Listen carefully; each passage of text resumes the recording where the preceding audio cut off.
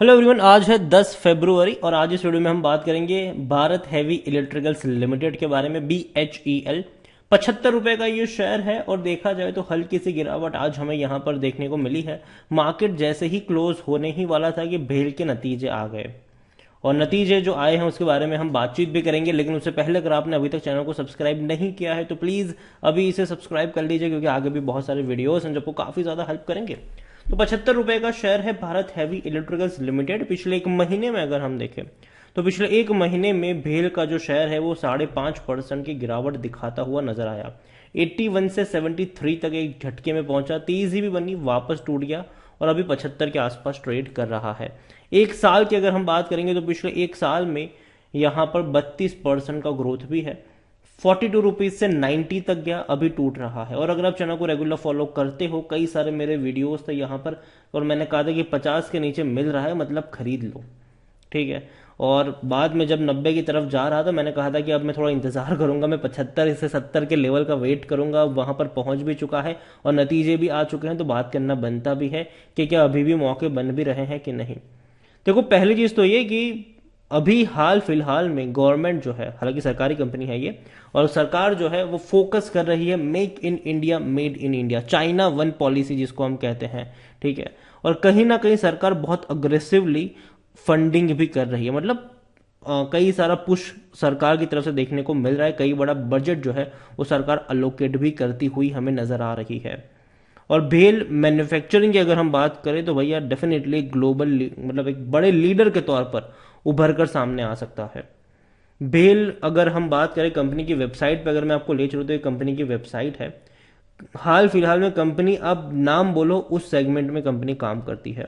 चाहे पावर की बात करें, ट्रांसमिशन की बात करें, R&D की बात करें हम, या फिर भैया रिन्यूएबल्स की बात करें, या फिर हम बात करें कंपनी के वाटर वाली बात करें, रेलवे की अगर हम बात करें, ट्रांसपोर्टेशन, वंदे भारत का भैया यही हैंडल कर रहे हैं। कई सारे प्रोजेक्ट इनको वंदे भारत के मिले हुए हैं। और इसके अलावा अब बात हो कार्बन इमिशन की बात करो, डिफेंस एंड एरोस्पेस की बात करो, तो वहां पर भी है ये।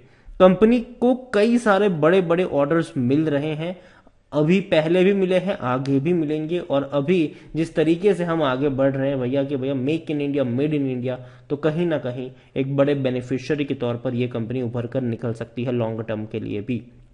हालांकि नतीजे भी भैया इंपॉर्टेंट है कि कैसे नतीजे आए हैं और उसके ऊपर भी बहुत कुछ डिपेंड करता है। हाल फिलहाल में ही जस्ट अभी भारत हैवी इलेक्ट्रिकल्स लिमिटेड के नतीजे सामने आए हैं और नतीजे के बारे में अगर मैं आपको यहाँ पर दिखाने की कोशिश करूँ तो कंपनी को जो रेवेन्यू हुआ है, ठीक है, इस बार का रेवेन्यू, और ज़्यादा है रेवेन्यू इनका, ठीक है, लेकिन कोई उतना भी ज़्यादा नहीं है, मैं कहूँगा कि एवरेज है।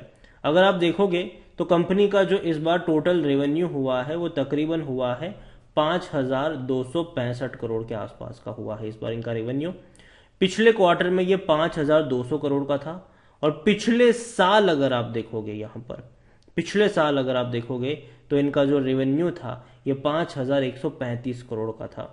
तो देखा जाए तो रेवेन्यू में कोई उतनी बड़ी तेजी हमें देखने को नहीं मिली है, ऑलमोस्ट उतने के उतने हैं। लेकिन अगर हम 9 मंथ की अगर हम बात करें, ठीक है, 2022 और 2021 के 9 मंथ की अगर हम बात करें तो यहाँ पर 15,000 है, यहाँ पर 13,000 है, मतलब कि थोड़े से बढ़ते हुए हमें ज़रूर देखने को मिले हैं इनके रेवेन्यू।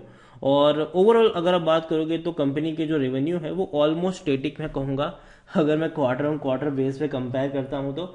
लेकिन एक चीज़ हमेशा रही है वो है इनके प्रॉफिट्स। देखो, कंपनी में पता है होता क्या है, यहाँ पर कंपनी में हमेशा ये चीज़ होती है कि लास्ट क्वार्टर में इसने 12 करोड़ का प्रॉफिट किया था, जबकि इससे पहले के क्वार्टर्स में लगातार लॉस पे लॉस कर रही थी ये कंपनी। तो इस क्वार्टर के जो इनके प्रॉफिट्स हैं वो काफ़ी ज़्यादा अहम हो जाते हैं और मेरे हिसाब से कंपनी ने वो डिलीवर किया भी है। इनको जो प्रॉफिट हुआ है वो हुआ है 31 करोड़ का मुनाफा इनको हुआ है, जो कि मेरे हिसाब से अच्छा है। क्योंकि अगर आप देखोगे तो इससे पहले के क्वार्टर में सिर्फ 11-12 करोड़ का ही इनका प्रॉफिट था। इससे पहले तो ये कई बड़े लॉस कर चुके हैं। तो देखा जाए तो उसके मुकाबले डेफिनेटली कंपनी में प्रॉफिट में थोड़ी ही सही लेकिन तेजी ज़रूर आई है और कंपनी नेगेटिव में नहीं है, ये बहुत बड़ी बात है।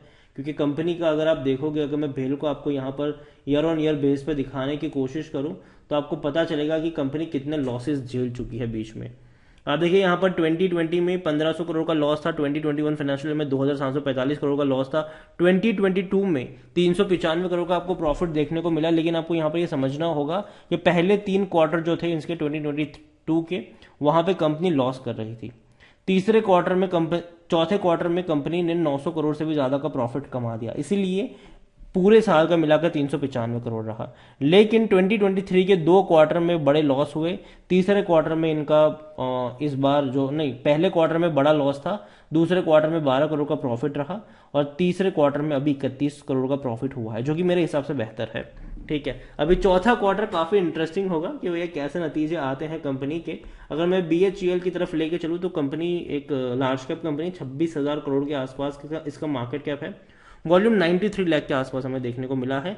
नतीजे इनके डेफिनेटली अच्छे मैं कहूँगा, क्योंकि अगर मैं देखूँ कि चलो यार प्रॉफिट तो एटलीस्ट दिखाना शुरू कर दिया है, लेकिन रेवेन्यू इनके नहीं बढ़ रहे हैं, ये कंसर्न यहाँ पर ज़रूर है। भेल को लेकर अगर हम देखने की कोशिश करें तो according to Moneycontrol user 22% लोग कह रहे कि बेचो, बाकी 78% लोग कह रहे खरीदारी करो। कंपनी में नतीजे डेफिनेटली अच्छे रहे हैं इस बार, और 59 का इसका पी रेशियो है, सेक्टर पी 49 का है। मतलब महंगा ज़रूर है, थोड़े से और करेक्शन की यहाँ पर ज़रूरत भी है, और थोड़ा बहुत बनता भी है करेक्शन। 10% एनालिस्ट कहते हैं खरीदारी करो। देखो मेरी बाइंग की रिकमेंडेशन है, लेकिन 75 पे नहीं है। मैं पहले भी कह चुका हूँ, मैं अब भी कहूँगा। मुझे लगता है कि थोड़ा सा और फर्दर करेक्शन यहाँ पर चाहिए। जब 50 के नीचे था, कई सारे वीडियोस थे मेरे, हर हफ्ते शायद एक वीडियो में बनाता था बेल के ऊपर कि खरीद लो खरीद लो खरीद लो, डेफिनेटली प्रॉफिट होगा यहाँ पर। लेकिन अभी डेफिनेटली जब इस तरीके की चीजें आई है तो बात करना बनता भी है। यहाँ पर अगर आप होल्डिंग के बारे में देखो तो 63.17% की होल्डिंग है प्रमोटर के पास। प्रमोटर कौन है यहाँ पर? गवर्नमेंट। एक भी शेयर गिरवी नहीं है, और जनरली नहीं होते हैं। ठीक है, सरकार किसको शेयर गिरवी रखेंगे।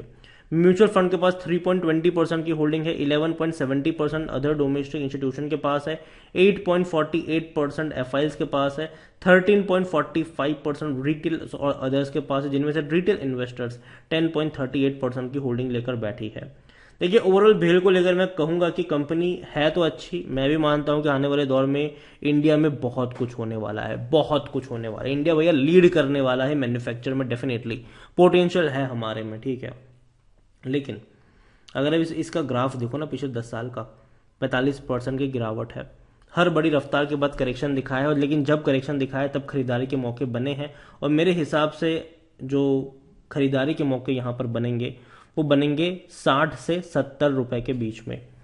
इवन 65 से 70 आप मान के चलो कि अगर आपको ये 70 रुपए के नीचे मिलता है, आप थोड़ी सी क्वांटिटी ऐड करो।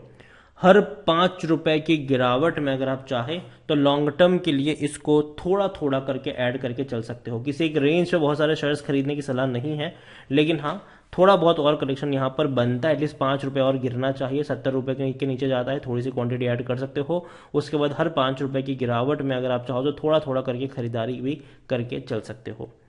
तो वीडियो को यहीं पे एंड करूंगा। पसंद आया हो तो लाइक करें, शेयर करें। चैनल अगर पहली बार है तो प्लीज सब्सक्राइब करें। और भारत हैवी इलेक्ट्रिकल्स लिमिटेड के बारे में क्या सोचते हैं वो भी आप मुझे कमेंट में लिखकर बता सकते हैं। इसके अलावा कौन सी सरकारी कंपनी का शेयर आपको पसंद है वो भी आप मुझे कमेंट में लिखकर जरूर बताइएगा। Thank you.